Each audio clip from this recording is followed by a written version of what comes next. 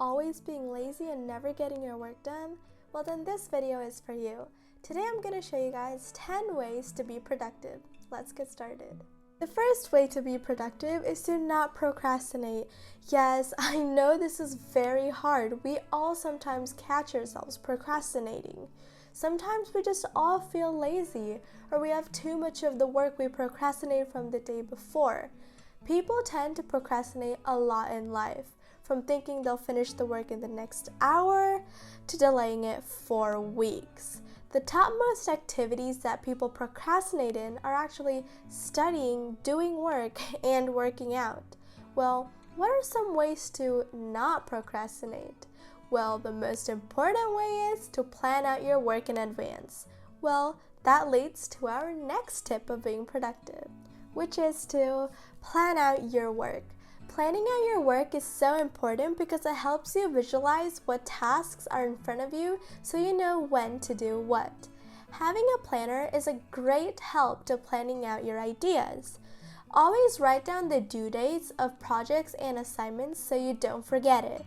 A person can only remember an average of 7 things per day, and other thoughts may be in your mind, and it's easy to forget those really important assignments.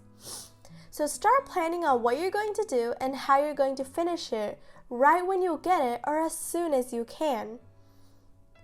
Some things to think about could be how long it's going to take you so you know when to start working on it, and what other assignments you have in between so you can manage your time to finish both. Always plan it out in a way that you'll finish a day before if it's a large project, or just at least a couple of hours before if it's like a quick small assignment. Don't try to start working on it an hour or two before the deadline because it gives you a lot of stress. There might be some complications, maybe with the internet or something, and you might not be able to turn it in at the right time. So plan ahead of time and get it done ahead of time. Our next tip is to set your own deadlines. This connects with planning ahead of time. What I mean by this is to create your deadline for a project. So let's say you have a project due this Friday at 8 a.m. and you were assigned it today and it's Monday. You're going to set a deadline for yourself that's before the original deadline. So you're going to write on your planner, finish project by Wednesday at 8 p.m. and work hard on that project and make sure you finish it by Wednesday at 8 p.m. It's just a waste of time to set goals if you're not going to work on it. This way, if something happens to the project, you still have time to do it. Or if something comes in your way, like maybe you have to go somewhere urgently on Thursday afternoon, well, you're good because the work is already done. Doing this actually helps your brain become punctual, and it makes it realize that you have to finish your work before the deadlines. Our next important tip is to have a nice workspace. Your workspace should make you feel comfortable and you shouldn't be distracted in it. When I say workspace, I don't mean your bed, okay? I know it's really comfortable working on your bed, but working on the bed actually slows you down and distracts you. This is because you usually sleep in your bed, and working on the bed makes you a little too comfortable and drowsy. It also affects your sleep at night because your brain will think you're going to study when you're on your bed, and it will be tough to fall asleep. So find a place like a desk and a comfy chair. You can sit in your bedroom. As long as you're not in bed, you're good. Stay away from the living room and kitchen. The television's on and people are cooking in the kitchen. It will distract your mind from studying. You might think you can watch TV while you work and that you're multitasking, but your brain is actually moving back and forth from both activities, and you're not going to get a lot of work done. And it's actually exhausting your brain way quicker than if you were just studying or just watching TV. Speaking of workspaces, you should declutter your workspace. Having a clean workspace is important when talking about productivity. Your brain will easily get distracted when seeing a messy pile of clothes on the floor or papers scattered all over the table. You should keep your workspace clean so your brain won't be wandering all over the place. I understand things will get messy while you're working, but clean the place up before doing the next subject or doing something else so you won't be distracted by the work you already finished.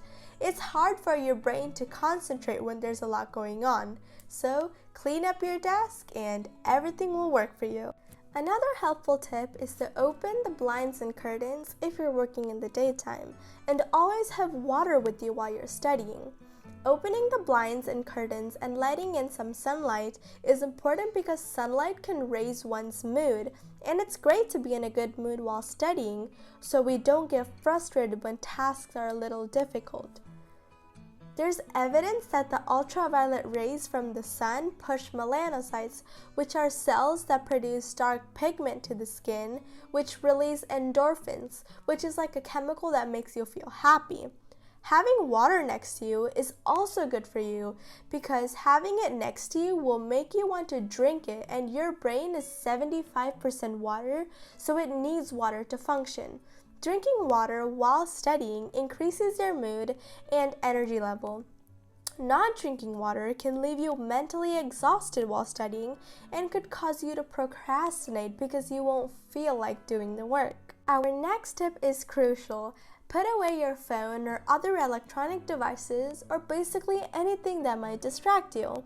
This is important because most of us tend to get distracted easily by our phones. Maybe it's your important game notification or your favorite celebrity posted on Instagram. Whatever it is, we don't want to get distracted while studying. So don't put your phone on the table that you're working on and try to set it somewhere across from the room. This way, it's near you in case of an emergency, but not too near that you will get distracted. Our next tip is to work in sessions. You can work in 60-minute sessions if you have a lot of work, and 30-minute sessions if you only have a little bit of work. Working in sessions gives your brain a chance to focus straight for the 30 or 60 minutes and then take a break for about 10 minutes. This way, when you come back from your work, your brain will be energized and ready to do the work again.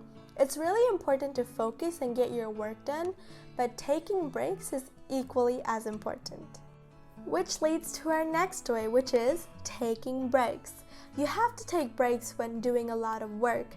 Sitting and trying to finish something for 4 hours straight is not good for your body. That's why you need to plan your workout and work in sessions, as I mentioned earlier. Don't forget to set a timer for 30 or 60 minutes before you start working, and a timer for 10 minutes when you take a break, so you don't lose track of the time. When I say break, I don't mean open another tab and start playing your favorite video game. Get up, you can walk around, maybe go to your kitchen and get a snack, but it would be even better if you could go outside and get some fresh air. This will refresh your brain and improve your mood. If you're feeling sleepy or tired after all that work, then going outside and getting some fresh air will fix that and leave you feeling energized. Last but not least, our way is to focus deeply on one task. This is really important because people tend to try to finish different things at the same time, but it doesn't really work. Let's just say you have biology and math homework that's both due in 1 hour. Well, first of all, they shouldn't be both due at 1 hour if you planned out your work. See, this is where planning out your work comes in. It is really important to plan out your work so the times of the work won't collide and it won't leave you stressed to finish that work like right before the due date. You might think you are doing it well when you're working together with both assignments, but in reality, you're really not. Like I said earlier, you're just exhausting your brain even more, and it's hard for your brain to focus on the math problem when you just did biology and quickly switch back to biology when you just did math. Only go to the second assignment after you have finished the first, and take a quick stretch break between subjects just to get your brain refreshed. So guys, that was our 10 ways to be productive. I hope you enjoyed this video. Please comment down below if you found this video helpful. Don't forget to leave a like if you did enjoy this video, and subscribe to our channel if you haven't already.